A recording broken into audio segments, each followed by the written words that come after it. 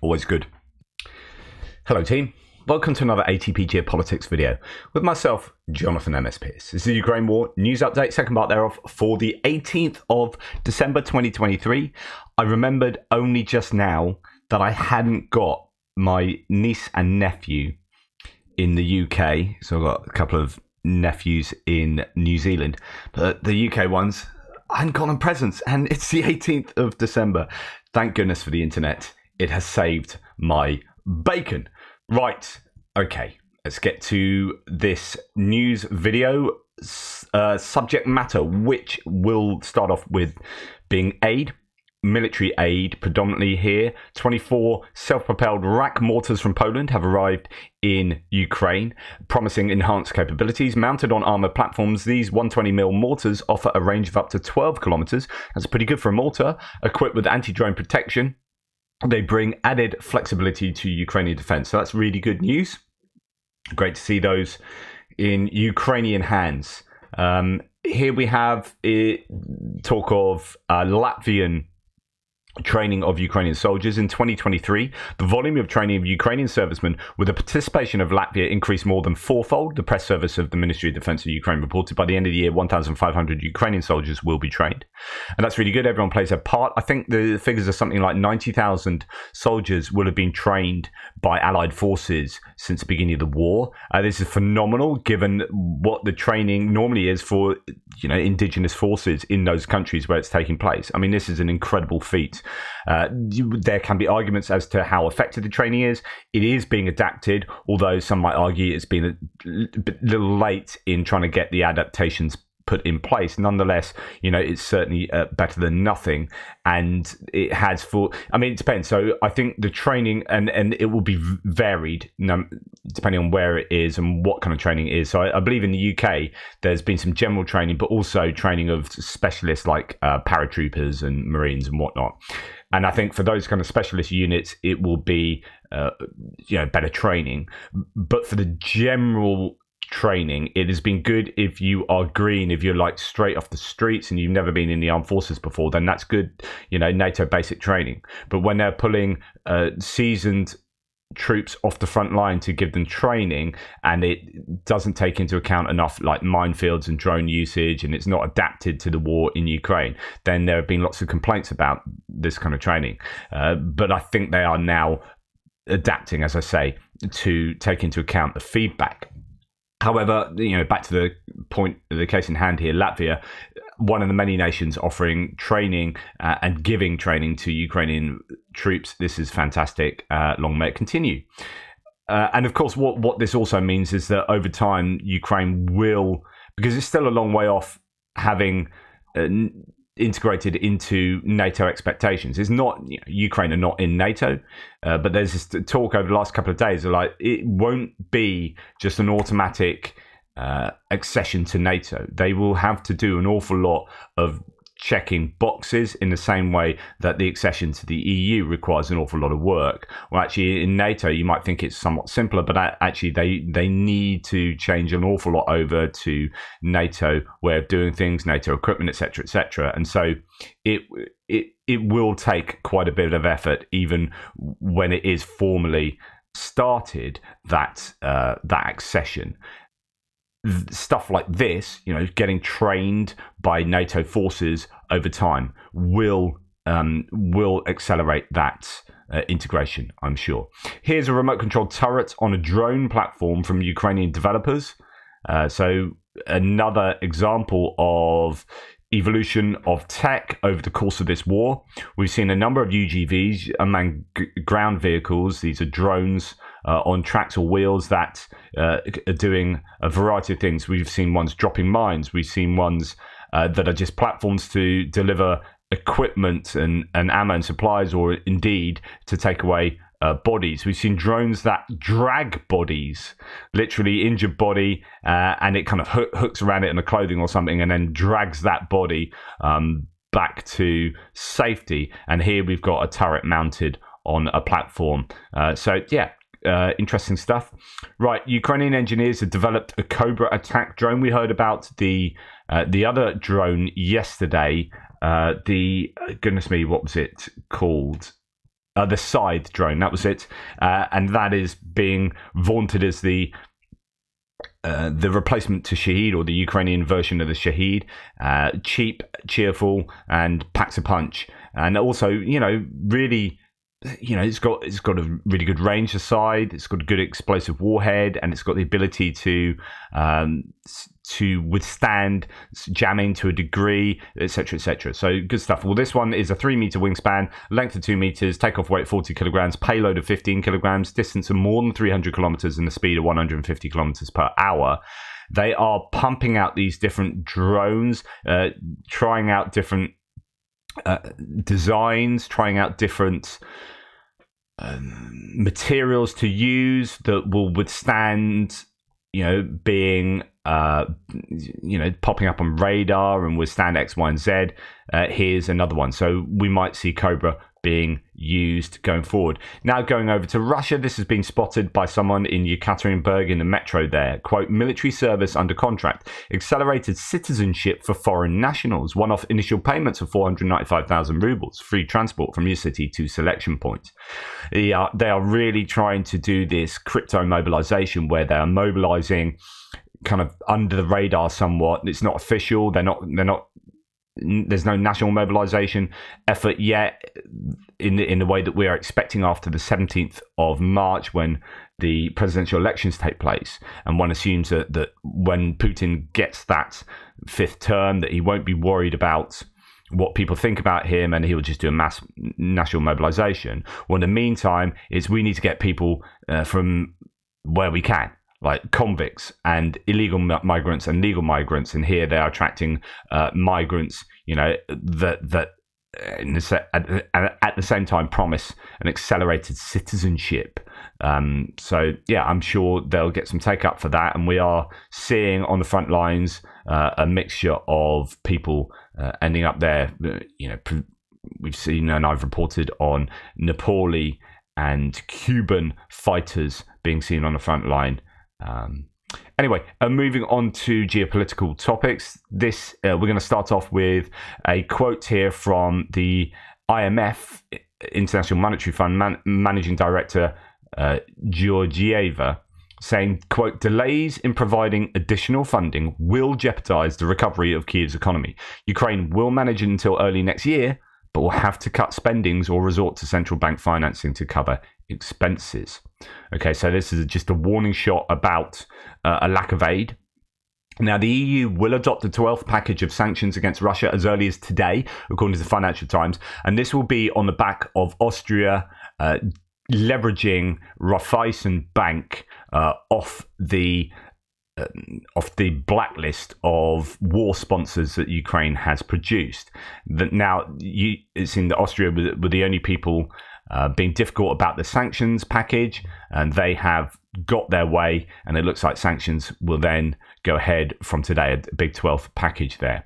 Now, Hungary may be deprived of the right to vote in the EU to approve aid to Ukraine. So this is one way of getting around. So at the moment we had the accession talks starting because Viktor Orban, on Olaf Scholz's suggestion, went out for a coffee while the 26 remaining nations could vote with unanimity. And this is something that's never been done, but there is a provision for it. And I think one nation's head cannot be there and you can still get unanimity. And that's what they did. It's like, you go and have a coffee, we're going to unanimously vote. And they did that. So that started accession talks. However, Hungary are still being difficult with regard to the aid package to Ukraine, a 50 billion euro aid package, I believe, or there or thereabouts. And even though there's all this, haggling over releasing funds to Hungary, I think the easiest thing might be that Hungary gets deprived of the right to vote using some kind of mechanism. So as the Financial Times writes, the EU strives to make Orban realise the full cost of isolation after Ukraine's veto. Or the veto of Ukraine. This makes me wonder where Hungary are going to end up here and what are the other ramifications. So we can talk about money, right? So they are owed a bunch of money by the EU, but the EU aren't going to pay because there's been democratic backsliding within Hungary. And you've got this issue where people jump through hoops to join the EU, but there doesn't seem to be much in place to keep those levels of transparency, of lack of corruption, and those levels of democratic ideals, mechanisms, and institutions in place over time. So if you backslide from there, and you're already in the EU, what can be done? So what the EU has done is withhold funding until they sort out. So he's messed around with freedom of press. He's messed around with the judiciary. So he controls like the legal. He's got the law in his pocket. He's got all the legal mechanisms and institutions in his pocket. He's got the press in his pocket. This is looking like a dictatorship rather than a free and fair democratic country. Okay. So they can withhold funding, but I'm wondering what else happens. Like, are there other ways where Orban can realise that actually he's going down the wrong path? Can he be isolated in other ways, in terms of other forms of decision making, in terms of not getting access to X, Y, Z? I don't know. I think it's going to be really interesting in terms of how the EU develops in light of bad faith actors, because although Hungary appears to be the first of its type here, there will be more. I mean, you can look at Slovakia and wonder, are they going to go in the wrong direction?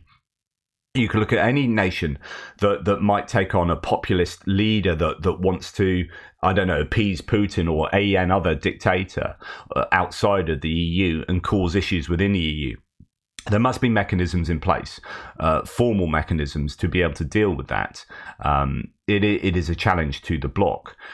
EU officials have considered reactivating Article 7 punishment procedure for rule of law breaches, which can result in the suspension of Hungary's voting rights.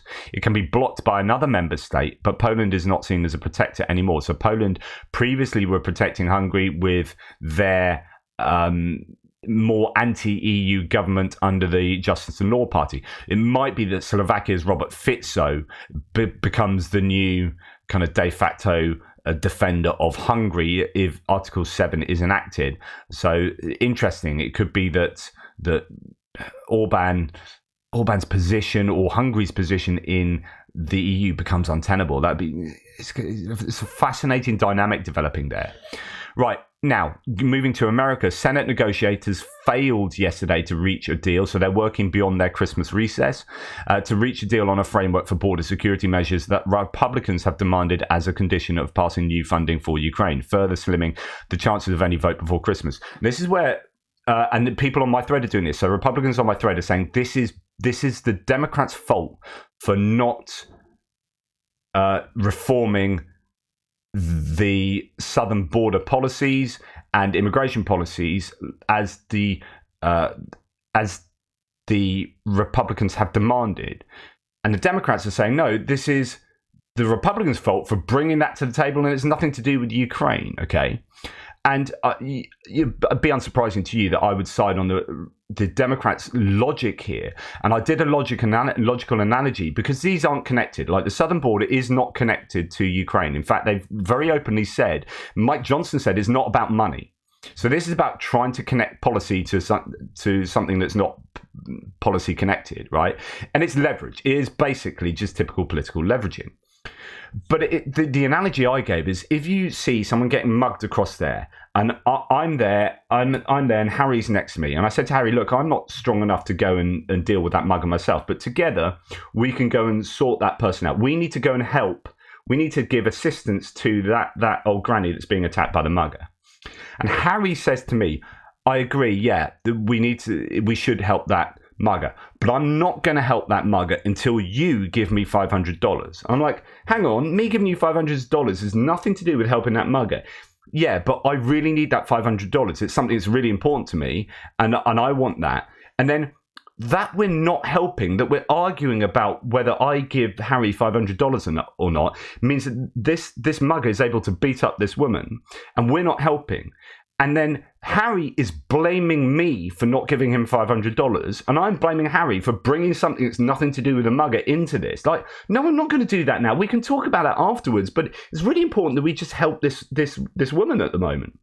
And so that is the analogy there. Now, I think it's unfair for Republicans to blame Democrats for the lack of help to Ukraine. Now, that is unfair. Now, you can talk about the importance of the border or whatever, but to blame Democrats when they are the ones that have said, actually, we're not going to help until you do X. Like, yeah, but that wasn't on the cards before. Now you've brought that into the thing. So you're now blaming us, and that was never on the table. So I think it's a bit of an unfair move to blame Democrats, and we're starting to see that from many people. I think this is being developed by Republicans, and I'm going to bring in Senator McCain to support this. But first of all, just to let you know that Lindsey Graham, who was once a massive supporter of Ukraine, has suddenly turned like that, and I think there's compromise on him, and I think he's being whipped by party whips here. But the Senate of the US Congress, he says, is far from an agreement on strengthening migration legislation. So he's just doing all that. But just listen, and unfortunately, I can't get it louder than this. This is an old bit of video, and you are going to have to turn up the video because I don't edit these first two news bits. It will mean it will be an hour later and me getting it out. Otherwise, I could turn up the volume through editing, but I can't do it live, so it's not very loud. Turn the volume up now. Vladimir Putin is either planning on or contemplating an invasion of eastern Ukraine. Incredibly, there will be an objection from this side to this legislation when the people of Ukraine are crying out for our help and our assistance. My friend Senator Barrasso will now be proposing the House amendment that has not one single sanction in it. What has happened? Where are our priorities? Is the IMF, no matter whether it's fixed or not fixed with this legislation, more important than the lives of thousands of people? Is that what we're talking about here? You know, I will say to my friends who are objecting to this, and there are a number of them on my side, you can call yourself Republicans. That's fine, because that's your voter registration. Don't call yourself Reagan Republicans. Ronald Reagan would never go let this kind of aggression go unresponded to by the American people. And I've been embarrassed before on the floor of the Senate, I will tell the president, but I haven't been embarrassed this way about members of my own party. One of the most proudest aspects I've always felt of our Republican Party and the leadership of Ronald Reagan and others is we stood up for people. And it's just really interesting. That's 2014. And that is, and sorry, it's very quiet, but that's 2014. And that was Senator McCain, who I think nailed it on Ukraine and Russia, saying, I can't believe that people in my own party are holding up this legislation to put sanctions on Russia.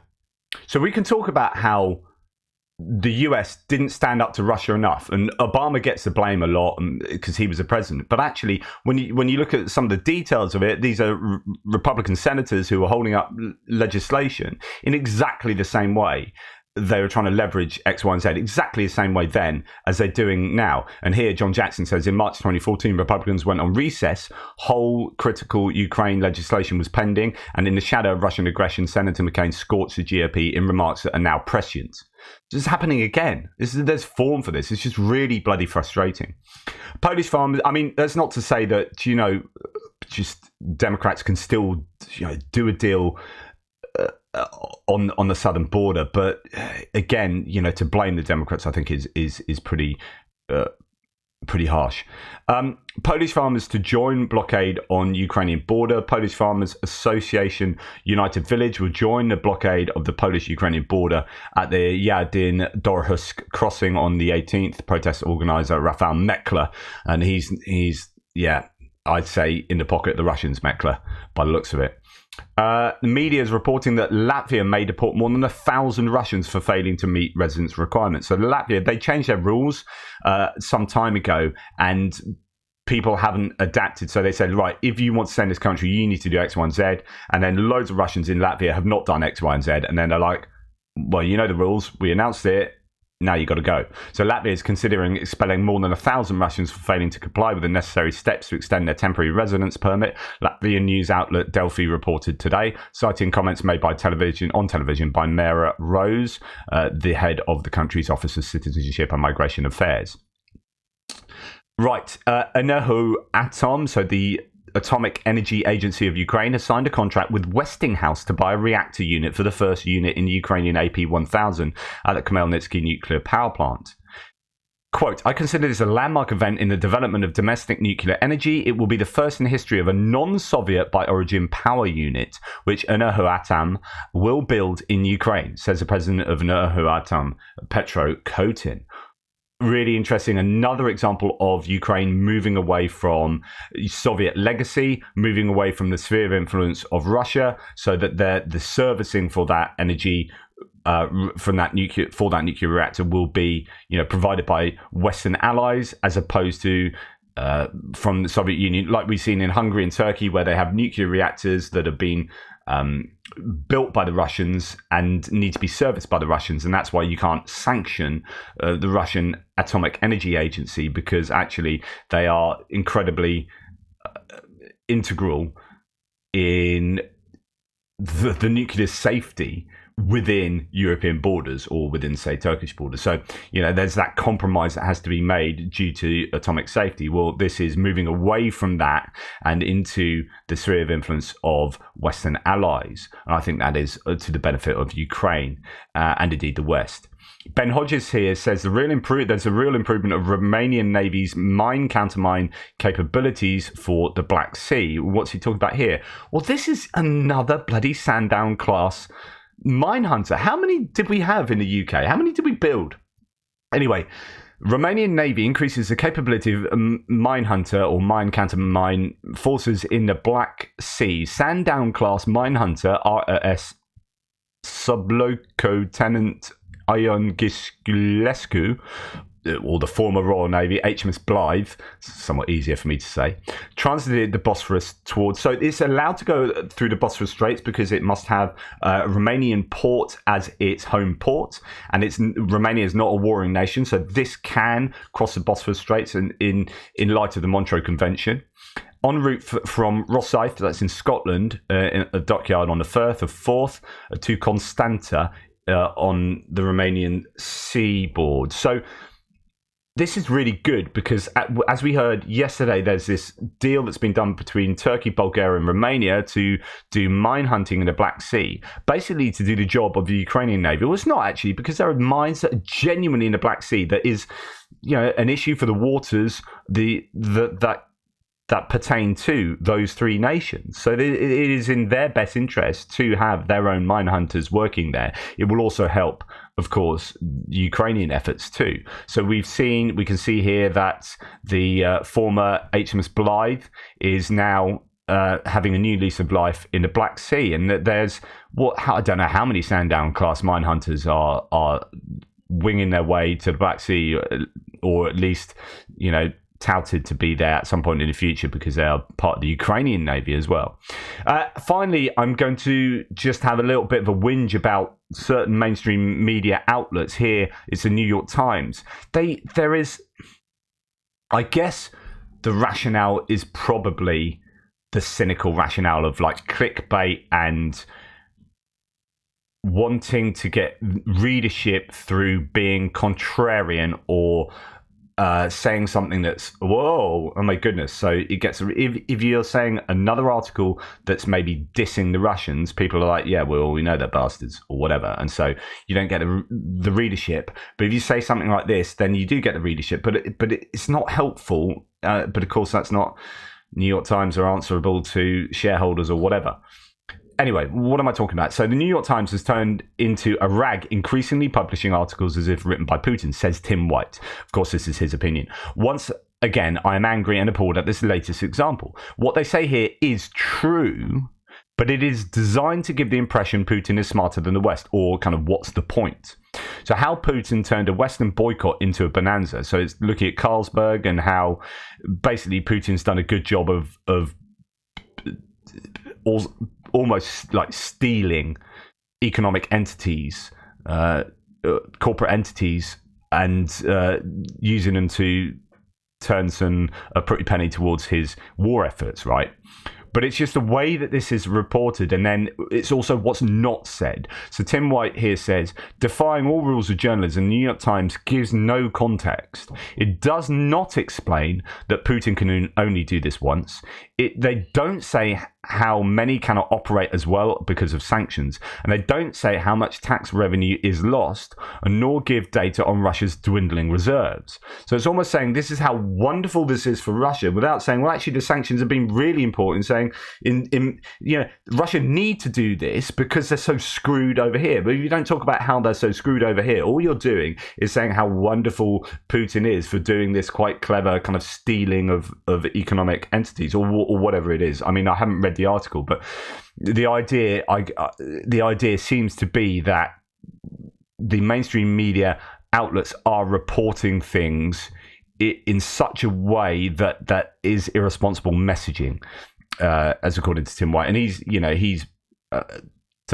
he's trained people on media himself. He's involved in media and lectured on that, I think. So, he should know his onions there. So anyway, it'd be interesting to see what you guys think about how the media, what part the media is playing in the wider kind of information space, information ecosphere, and whether they are helping or hindering in terms of, and it's not about that they should toe a moral line, like they should produce articles that are pro-Ukraine. That's not what I'm saying. It's not what Tim White's saying here. But if you are going to do an article like this, you need to give balance. You need to report. You need to talk about the things that you're not talking about here, because otherwise you are giving a false sense of what is going on. And that's kind of what I'm saying too.